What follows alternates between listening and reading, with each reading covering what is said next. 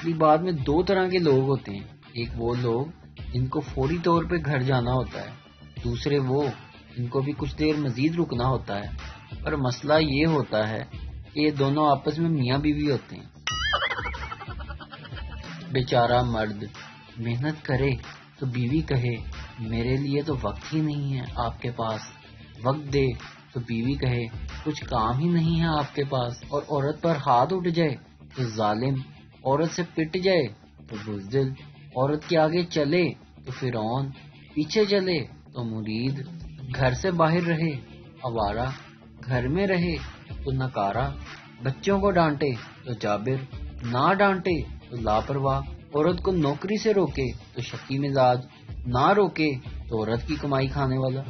آخر یہ مرد بیچارہ جائے تو جائے کہاں؟ بیٹی، امی تھوڑا آہستہ بولیں، باہر آواز جا رہی ہے۔ امی، اچھا ہے نا، لوگوں کو بھی پتا چلے کہ کیسی ہے اولاد میری۔ ہفتہ اور اتوار والے دن ٹریفک جام ہونے کی ایک وجہ یہ بھی ہے کہ شادی شدہ خواتین اپنی امی کے گھر جانا بھی ان کا ضروری ہے نا۔ بابا جی فرماتے ہیں کہ عورت اس قدر خوبصورت تخلیق ہے کہ کنگ کانگ فلم میں ایک بندر تک اسے دل دے بیٹھتا ہے۔ ہم تو پھر انسان ہیں بھائی۔ شوہر دلہن سے، میری ماں کے ساتھ ایسے رہنا جیسے تم میکے میں اپنی ماں کے ساتھ رہتی تھی۔ بیوی، جی سرتاج، آپ کا حکم سر آنکھوں پر۔